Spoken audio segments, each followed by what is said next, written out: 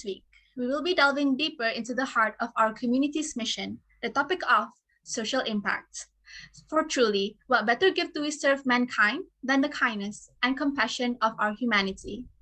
With that in mind, let's ready ourselves for a session to learn how we can positively impact our society, and what better way to start than to have the person behind this program giving us an overview.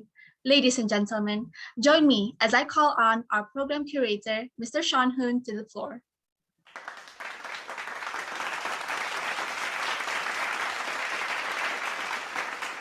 Thank you so much, Farah. First of all, I'd like to express all of our sincere gratitude. All 500 people to be 700 people later on. To Yang Muhammad Dato' Aminuddin and his team at MCYS for the leadership. And wow, what an inspiring speech.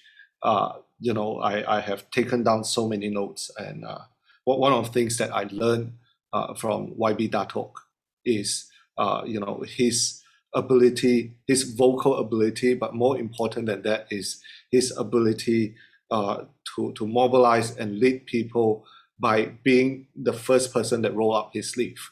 And it's amazing to have our collective youth leader speaking to all of us today. So to Yang Muhammad Dato', to your team at MCYS, sincere and heartfelt gratitude from all of us.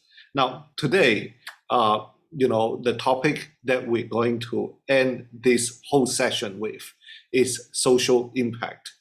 But I'm going to spend the first half of this conversation talking about something totally different from the topic of social impact. And I hope that by the end of my presentation, you can understand where I'm going with it. So my first question to all of you is, what is success? Anyone? Put up your hand. And, very simple question. What does success mean to you? Yeah. And very soon you'll be able to understand what has success got to do with social impact. Hey, Ryan. Hi. We are wearing the same fashion today. Nice. You're looking good. You're looking good. I'm trying to emulate you. Okay, quick one. What does success mean to you? Success is happy, being able to enjoy what you do. Okay, great. Jingjing, what does success mean to you? A good outcome of something that you are currently doing. Okay. So there's a goal, there's an outcome. Wonderful. Fikri, what does success mean to you?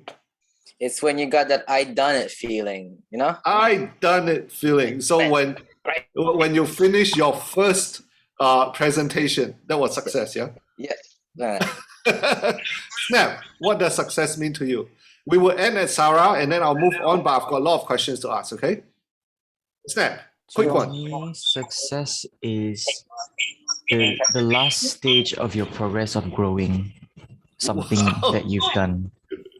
That is the last stage of growing in something that you've done. Wow. Okay, Sarah, what is success? Hard work. Success is hard work. Okay. Now, if I was to pull all these answers together, and then I would follow up. Let me. Can we mute everyone and then I unmute myself? Okay.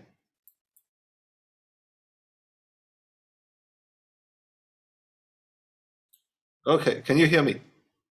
All good? Yes. Okay. Now, you all have been with us for 3 weeks right now. Yeah. And what you all would have realized is the kind of questions that we ask, normally, even ourselves, we don't have a good answer for. Okay. You want to see my definition of success? Okay. Now, let's roll the slide. All right. Success is whatever conclusion of success that you make for yourself and no one else's. Right? So it doesn't matter what your father say. It doesn't matter what your mother say. It doesn't matter what your teacher say. And it certainly doesn't matter what the social media or IG says, right? So at the end of the day, as Ryan say, success is happiness. So whatever you do that end up making you happy probably is as close a definition of success as it is. Am I correct, guys? Okay. Now let me ask you, okay, if you know, I know that there's a lot of people whose definition of success is achievement, right? Whose definition of success is how much money I make, correct? Or how much likes I get on IG, Facebook, or YouTube, right? Now let's move on to the next slide, and I want you all to think about this statement, yeah, about happiness. Okay. Now, if you have all the money in the world, right? Let's say fast forward 10 years later, you know, you invest in NFT or cryptocurrency or Facebook meta world, right? And then you become really, really rich and successful. But at the end of the day, when you are looking at the mirror and you look at yourself, you go, is that all there is to it? You know, why am I tasting success and yet it's empty? Why am I unhappy? Right? So my question to you is, if you have all the money in the world and you are not happy, would you call yourself successful? Anyone? Anyone want to comment on this? If not, I will move on, right? There'll be more interesting questions ahead. Jingjing, what do you want to say about it? I think in the eyes of other people, in the eyes of our family and stuff, we are successful. Technically, yes, because in the eyes of others. But in your own perspective, if you were to call yourself successful, then it's not really likely, because why would you be successful if you're not happy? But in the eyes of others, they wouldn't know that you're not happy, because they only look at your worth. So in the eyes of others, you are successful. Does it matter what others think? Actually, sort of, yes. Yes, actually. So it's important. It is important, but your own feeling is also your own feeling is the most important. They are important, but you also have to take care of yourself. Okay, so let me ask you another question, right? You know, does this slide tell us that money is not important? No. The slide, Yeah, if you have all the money in the world and you're not happy, are you successful, right? Yeah, Asha. Hi. Can I see your face, Asha? I haven't seen you in like a week. I'm not wearing my scarf right now. Ah, that's a perfect excuse. Right. If you have all the money in the world and you're not happy, are you successful? How important is money? I call it a failed success. So I love it.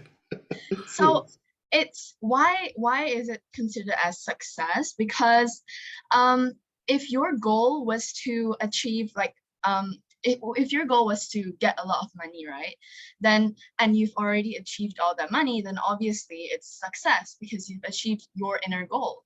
But why do I call it failed? Because you might not know, but there is always a hidden goal in life that many might not realize, which is happiness. And many might not think of it as something important, but this is a goal that everyone should keep in mind. And I think how Mr. Chia Emma said that in life, there should be a goal you should work to. And I feel like happiness is that goal. So that's why I call it failed, because if you're not happy, then that goal is not achieved. So yeah. You know, I love a good debate, Asha. Yes. Next slide, please. They say money can't buy happiness, but it is somehow more comfortable to be crying in a Mercedes-Benz than on a bus. Daniel, what's your thought on this? You know, I feel like when we talk about money and success, I think most of us will say that your time is important, you can't buy it. There's many things that money can't buy you. But in another perspective, if you see it, if you want to debate, you know, Mr. Shaun, you say you like to debate. So if you look at in another perspective, you know, if we have 100 problems, right? I feel like if we have money, it will solve 99 of them, right? I feel like that's also very true. So also in this sentence where it says it's better to cry on a Mercedes than on a bus. So which school are you? The money school or happiness school? I would say I would go on the money school a little bit because I feel like it can drive you towards that happiness. Okay. Okay, let me throw you another slide, guys. Next one. Fulfillment, right? Happiness is often short-lived without meaning and fulfillment. Yeah. What does it mean? It means that, the term dopamine, right? When you have 1,000 likes, the kind of kick and excitement that you have in your body, right? Or, when you go to a party and everyone's chanting your name because you've just won, number one in football in Brunei, right? It's like, hey, Daniel, that kind of happiness, right? The thing is, this slide tells us, happiness is short-lived without meaning and fulfillment. So question, what does meaning and fulfillment mean? Next one, Daniel has had his chance, right? Yeah, so Hao Xiang, what do you have to say about that slide? These words are a bit, I guess these words are defined really depending on the person, but I believe when it comes to meaning and fulfillment, it's not necessarily what you achieve in the end, but rather the purpose that you have in achieving it. It's sort of because I often find that when I achieve something, suddenly it feels like hollow, it feels like I have lost my purpose. So I feel like it's more rather on you set your goal far away, so you always have something to do. So you don't sit down and think, what am I doing now? That kind of thing. Because I believe once people are lost, they lose their purpose. It takes them a long time to get back up and get back going. But that's what I think it means to have fulfillment, to have purpose. Hao Xiang, I totally agree. As a young person myself too, one of you, right? Stop laughing, Kairu. As a young person, right, we are always looking for the next challenge, right? And once we conquer that mountain, we feel that we have achieved success. But that, at the very moment, once we conquer it, we go, hey, is that all there is to it? The kick, the happiness all go away. So how do you find meaning and how do you find fulfillment? Next slide. So meaning and fulfillment more often comes from giving rather than taking. This is one of the slides that I cannot possibly explain. It's a bit like your mother telling you about childbirth, right? You have to go through the process to understand it. At BIBD, yes, for 3 years right now, we have a gentleman who doesn't want me to mention his name, right? That has been sponsoring, out of his pocket, lots and lots of money to, many students. This year, he sponsored 250 students, more than any sponsors that have put money on.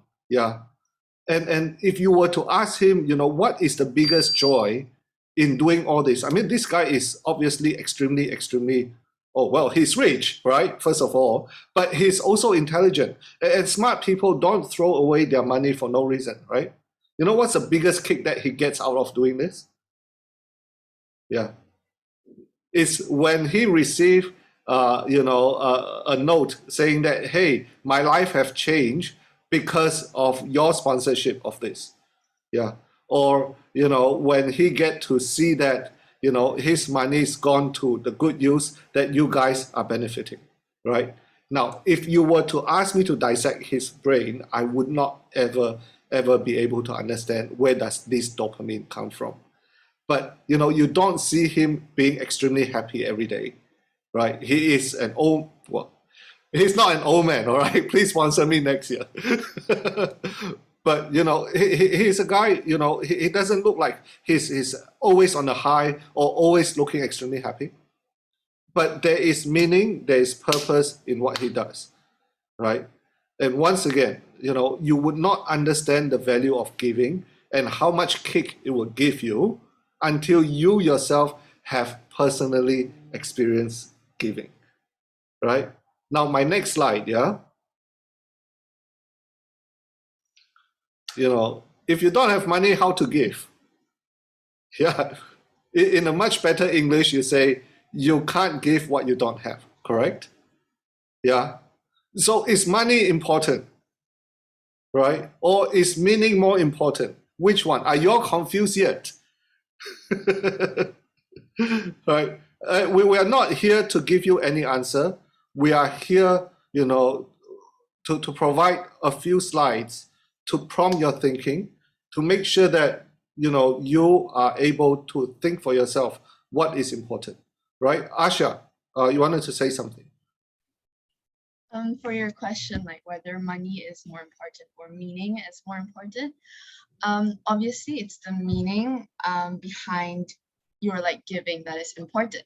But I think what's often missed out is that the money can also be the meaning behind your giving. If you look at it this way, like there's someone poor and you're giving them money. So the meaning behind that money is for them to maybe have some dinner or to have a warm night, in like buy some blankets, to not, you know, sleep in the cold. So that money itself can be the meaning to your good deed. Well said, Asha. You see, what I want to be extremely careful in to start off this session on social impact is I want to make sure that you all understand the value of giving, while at the same time make up your own conclusion on the reality of the world. And a lot of times, you know, you need the sustenance, you need the fuel, you need the money to make sure that you're able to do good work, correct? Now, my final slide this morning, this afternoon. Yeah. Now, if you have all the money in the world and nobody comes to your funeral, would you consider yourself a success? Yeah. So why am I asking this question, you may ask? Yeah. Because today, as we embark on the end of 2021, you know, it is a time, a week for us to reflect and think about next year, right? So what I want you all to think about is it doesn't matter if you are 15-year-old, 20-year-old, or 70-year-old, you're gonna die, right? I'm sorry, right? But we are all, we just don't know, you know, when our time is gonna come. Don't you think that, you know, you're 20-year-old, you have another 50-year-old to live? You know, life is strange, all right? Now, the main question is, yeah, next slide. You know, what is the legacy that you're going to leave behind when you're gone? Yeah. What are they going to say at your funeral? You know, if you start with that, yeah, you would have the whole social impact thing all figured out. I mean, social impact is a nice, beautiful word, but it doesn't matter if it's, you know, packaged in social impact, if it's packaged in volunteerism, if it's packaged in corporate social responsibility or social enterprise. At the end of the day, it is about not looking inward, but outward. You know, what are you going to do that is beyond yourself to make a difference? So with that, you know, I will not call on anyone to make any comment. With that, I would want to start our session with our first interview speakers, you know, who are, you know, going to be talking to you about why they dedicate their life on climate change. You know, so may I call on our